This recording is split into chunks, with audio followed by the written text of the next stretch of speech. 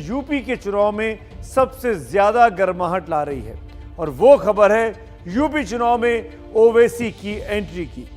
वो 3 दिनों के यूपी दौरे पर हैं और इस दौरे में सवाल यही है कि ओवैसी अपनी पार्टी को जिताएंगे या किसी पार्टी को हराएंगे या किसी और का राज तिलक करवा देंगे।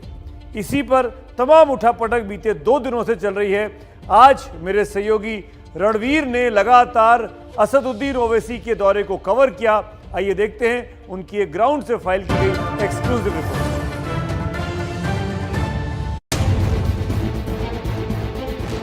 असदुद्दीन ओवैसी की पार्टी उस वोट बैंक को वोट बैंक नहीं बल्कि ताकत के तौर पर मुसलमानों के हक के लिए इस्तेमाल करता है। बार बार आता रहूंगा, आपका सुल्तानपुर का हर घर मेरा घर, सुल्तानपुर का हर बुजुर्ग मेरे बुजुर्ग है। पहले पूर्वांचल,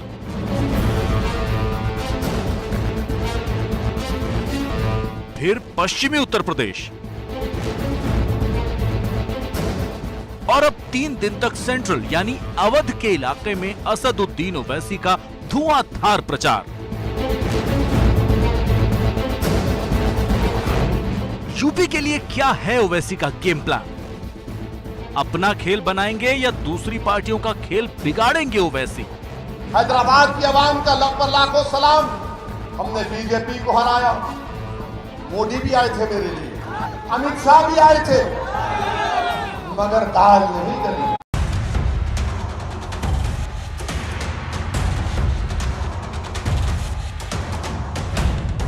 यूपी में ओवैसी की एंट्री से बीजेपी विरोधी सारी पार्टियों की नींद यूं ही नहीं उड़ गई है। अब तक जो मुस्लिम वोट उन्हें अपनी मुट्ठी में नजर आ रहा था, अचानक उसके खिसक जाने का खतरा उन्हें डरा रहा है। वैसी चुनौती नहीं है, अभी वो इस पोजीशन में नहीं है कि वो कटिंग करके नुकसान तो पहुंचा सकते हैं लेकिन जीत नहीं सकते। ओवैसी की रणनीति भी यही है। दरअसल बीजेपी की काट के लिए विपक्ष की सारी पार्टियों ने सॉफ्ट हिंदुत्व की राह पकड़ ली है। ऐसे में ओवैसी यूपी के मुसलमानों को ये संदेश दे रहे हैं कि उन्हें सत्ता में कोई हिस्सेदारी दिला सकता है तो वो सिर्फ उनकी पार्टी है। आपको नेता बनना है, आप बरसों सिर्फ वोट डालते गए। कभी आपने कांग्रेस को वोट दिया, तो कभी आपने बीएसपी को वोट दिया, तो कभी आपने समाजवादी को वोट दिया। मैं आपको ये बताने आया हूं कि क्या कभी आपने अपने आप को वोट दिया? आज ओवैसी तुम्हारे दरमियान में आया है। मैं तुम्हारा भाई भी हूं, तुम्हारा बेटा भी हूं, मैं तुम्हारा चाहने वाला भी हूं। ओवैसी अपनी हर सभा में मुसलमानों को बताने की कोशिश कर रहे हैं कि समाजवादी पार्टी के यादव और मुसलमान समीकरण में सारा फायदा यादव ले गए, जबकि बहुजन समाज पार्टी के अनुसूचित जाति और मुसलमान के समीकरण में फायदा अनुसूचित जातियों को हुआ। किसी भी पार्टी ने मुसलमानों को प्रतिनिधित्व नहीं दिया, जबकि उनकी आबादी ज़्यादा है। ओवैसी को ये बात पता है कि यूपी में बिना समाजवादी पार्टी और बहुजन समाज पार्टी को टारगेट किए मुसलमानों को अपनी तरफ खींचा नहीं जा सकता। यूपी में ओवैसी की पार्टी 100 सीटों पर चुनाव लड़ने वाली है। ओवैसी ने ये सीटें चुन ली हैं और अब उनका ध्यान इन्हीं सीटों पर है। 2017 विधानसभा चुनाव में एआईएमआईएम 38 सीटों पर चुनाव लड़ी। चुनाव में ओवैसी की पार्टी का खाता भी नहीं खुला। उनकी पार्टी को सिर्फ 2,04,000 वोट मिले, यानी 0.24%। 37 सीटों पर उनके पार्टी के उम्मीदवार की जमानत जब्त हो गई थी। विपक्ष ओवैसी को बीजेपी की बी टीम कहता है। यही वजह है कि ओवैसी ये बताने में लगे हैं कि उनकी पार्टी का समर्थन करने से बीजेपी को फायदा नहीं होने वाला। क्या हमने 2019 के लोकसभा चुनाव में एक कैंडिडेट खड़ा किया? मजलिस ने खड़ा किया, फिर कैसा जीत गया? कौन जीते? बीजेपी जीत गई। सबसे ज्यादा पार्लियामेंट की सीट पर बीजेपी जीत गई और ये आके बोलते ओवैसी लड़ेगा, वोट काटने के लिए लड़ा। बिहार में 5 पार्टियों के गठबंधन में चुनाव लड़कर ओवैसी को जबरदस्त फायदा हुआ था, जबकि गठबंधन की दूसरी पार्टियां खाता भी नहीं खोल पाई थी। यूपी में ओवैसी उसी फॉर्मूले पर काम कर रहे थे, लेकिन राज भर की एसएसपी के साथ उनका गठबंधन खटाई में पड़ता दिख रहा है। अगर अगर आप जाकर बाबा से बोलेंगे बाबा स्कूल नहीं है, तो बाबा बोलेंगे नाम बदल दो।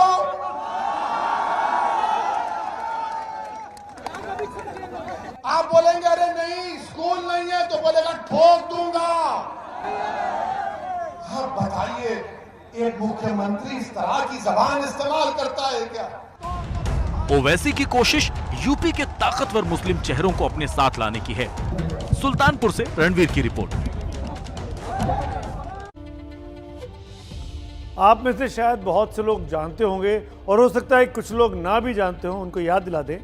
बीएसपी के संस्थापक थे काशीराम साहब, और वो कहते थे कि पहला चुनाव हारने के लिए, दूसरा चुनाव हराने के लिए और तीसरा चुनाव जीतने के लिए लड़ा जाता है।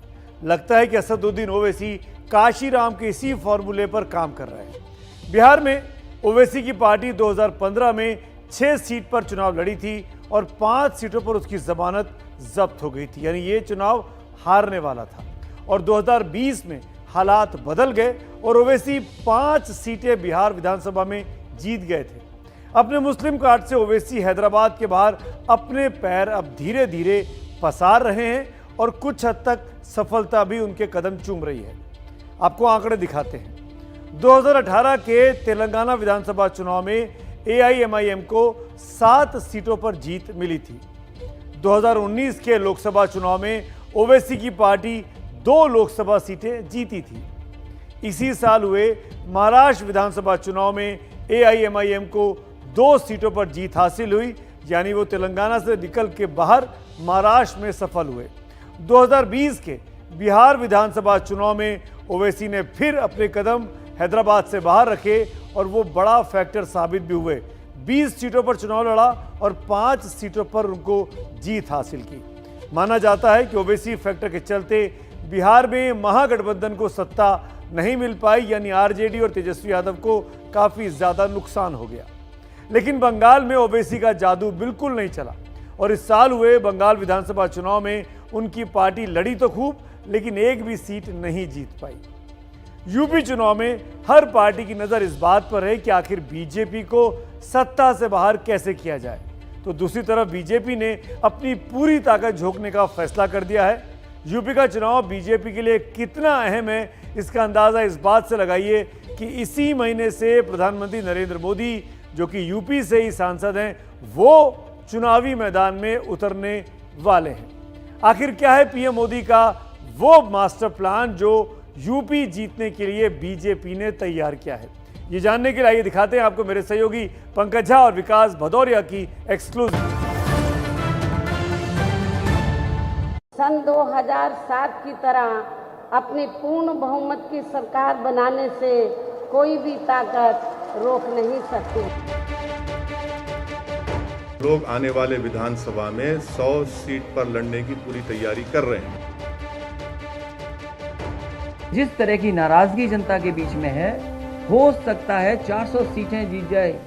अखिलेश, माया, ओवैसी ने संभाल ली चुनावी कमान, तो बीजेपी की तरफ से क्या है पीएम मोदी का मास्टर प्लान? सियावर रामचंद्र की, सियावर रामचंद्र की जय सिया राम। बीजेपी के चुनावी अभियान को और ताकत देने के लिए खुद पीएम मोदी यूपी के चुनावी रण में उतरने को तैयार हैं। शुरुआत होगी 14 सितंबर को, जब पीएम मोदी अलीगढ़ में राजा महेंद्र प्रताप विश्वविद्यालय का शिलान्यास करेंगे। 14 सितंबर को राजा महेंद्र प्रताप सिंह राज्य विश्वविद्यालय के शिलान्यास का कार्यक्रम आदरणीय प्रधानमंत्री जी के करकमलों से संपन्न होने जा रहा है।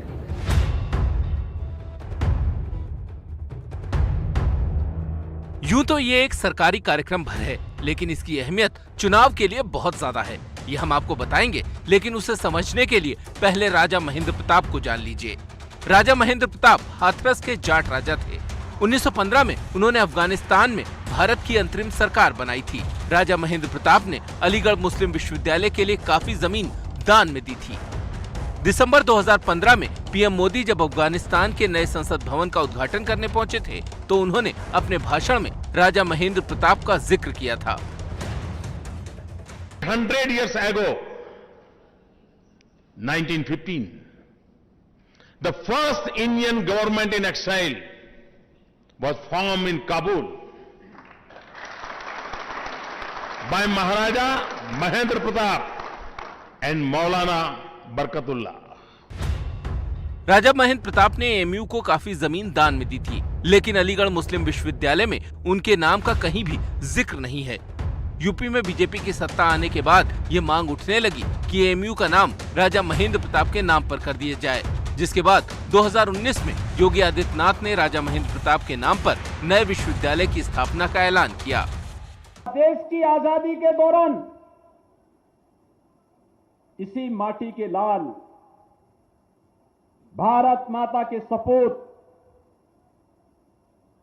महाराजा महेंद्र प्रताप सिंह जी ने ब्रिटिश हुकूमत को चुनौती दी थी, और कितनी बड़ी चुनौती दी थी। लगभग 29 वर्षों तक उन्हें भारत से निर्वासित होना पड़ा। अलीगढ़ का मोदी का दौरा पश्चिमी उत्तर प्रदेश के वोटरों को साधने के बीजेपी के प्लान का हिस्सा है। राजा महेंद्र प्रताप विश्वविद्यालय के नाम पर बीजेपी न केवल पश्चिमी यूपी में किसान आंदोलन के चलते नाराज चल रहे जाट को साधने की कोशिश करेगी, वहीं दूसरी तरफ एएमयू के जवाब में राजा महेंद्र सिंह के नाम पर विश्वविद्यालय की स्थापना करके हिंदू वोटरों को भी मैसेज देने की कोशिश करेगी। लेकिन प्रधानमंत्री नरेंद्र मोदी का कारवां पश्चिम यूपी तक सीमित नहीं है, उनके टारगेट पर आगे पूर्वांचल भी है। अगले महीने प्रधानमंत्री गोरखपुर में एम्स और फर्टिलाइजर फैक्ट्री का उद्घाटन कर सकते हैं। अक्टूबर में ही योगी सरकार के महत्वाकांक्षी पूर्वांचल एक्सप्रेसवे का भी उद्घाटन पीएम मोदी के हाथों हो सकता है। काशी विश्वनाथ कॉरिडोर के भी जल्द उद्घाटन की संभावना जताई जा रही है। दरअसल पंचायत चुनाव में अच्छे नतीजे न आने के बाद से बीजेपी की नजर पूर्वांचल पर है। मोदी और योगी दोनों ही पूर्वांचल का प्रतिनिधित्व करते हैं, ऐसे में यहाँ उनकी साख दांव पर है। पिछली बार जब मोदी वाराणसी आए थे तो उन्होंने यहीं से सीएम योगी की जमकर तारीफ की थी। यूपी के कौन से विकास कार्यों की चर्चा करूं, कौन से कार्यों की चर्चा छोड़ दूं, ये सब योगी जी के नेतृत्व और यूपी सरकार की कार्यनिष्ठा का कमाल है। दिवाली के करीब आते आते मोदी अयोध्या भी आ सकते हैं। राम मंदिर के भूमि पूजन के चलते बीजेपी बड़ा संदेश तो पहले ही दे चुकी है, अब उस संदेश को फिर से याद दिलाने की बारी है। इसीलिए हर बार की तरह, हर साल की तरह जब अयोध्या दिवाली से पहले दियों से जगमगाएगी तो उस कार्यक्रम में मोदी भी शामिल हो सकते हैं। यूपी के चुनाव का चेहरा योगी आदित्यनाथ हैं, लेकिन बीजेपी के लिए चुनाव जीतने का ट्रम्प कार्ड है प्रधानमंत्री मोदी। कोरोना, किसान आंदोलन और तमाम सवालों के बीच फंसे हुए इस चुनाव में बीजेपी के खेवनहार साबित हो सकते हैं पीएम मोदी। विकास भदौरिया के साथ लखनऊ से पंकज झा की रिपोर्ट। बीजेपी पूरी तैयारी के साथ चुनावी मैदान में उतरना चाहती है, इसीलिए उसने अपनी टीम का ऐलान भी कर दिया। जी हां, बीजेपी ने चुनावी राज्यों के लिए चुनाव प्रभारियों का आज ऐलान किया है और इससे साफ है कि बीजेपी चुनाव प्रचार में भी दूसरे दलों से लीड ले लेना चाहती है। अब आप ये समझ लीजिए कि आपने जिन नेताओं पर बीजेपी ने चुनाव प्रचार का जिम्मा सौंपा है उनकी जीत हार का रिकॉर्ड कैसा रहा है। उत्तर प्रदेश के इंचार्ज केंद्रीय शिक्षा मंत्री धर्मेंद्र प्रधान को बनाया गया है। वो 2014 के लोकसभा चुनाव में बिहार के प्रभारी थे, जहां पार्टी ने शानदार सीटें हासिल की थी। 2017 में उत्तराखंड विधानसभा चुनाव में भी वो प्रभारी थे, जहां पर बीजेपी जीती थी। 2018 में मध्य प्रदेश विधानसभा चुनाव में प्रभारी थे, जहां बीजेपी कांग्रेस से कड़ी टक्कर में हारी थी। वहीं गोवा में पार्टी ने महाराष्ट्र के पूर्व मुख्यमंत्री देवेंद्र फडणवीस को प्रभारी बनाया है, जिम्मेदारी दी है। फडणवीस ने पिछले साल बिहार विधानसभा चुनाव में बीजेपी को एनडीए की नंबर 1 पार्टी बना दिया और नीतीश कुमार की अगुवाई में सरकार बनी, सो अलग से एक बोनांजा मिला। उत्तराखंड में बीजेपी ने केंद्रीय संसदीय कार्य मंत्री प्रहलाद जोशी को प्रभारी बनाया है। जोशी का रिकॉर्ड तो अच्छा नहीं है, क्योंकि इसी साल केरल विधानसभा चुनाव में वो बीजेपी के प्रभारी थे, जहां पार्टी बहुत अच्छा प्रदर्शन नहीं कर पाई। मणिपुर का जिम्मा भारतीय जनता पार्टी ने केंद्रीय मंत्री भूपेंद्र यादव को दिया है। 2019 के लोकसभा चुनाव में भूपेंद्र यादव बिहार के प्रभारी थे, जहां पार्टी का बेहद शानदार प्रदर्शन रहा था। वहीं पिछले साल ग्रेटर हैदराबाद नगर निगम के चुनाव में भी पार्टी का प्रदर्शन सुधारा था, जहां 4 से बढ़कर 48 सीटों पर बीजेपी भूपेंद्र यादव के कुशल नेतृत्व की वजह से पहुंची थी।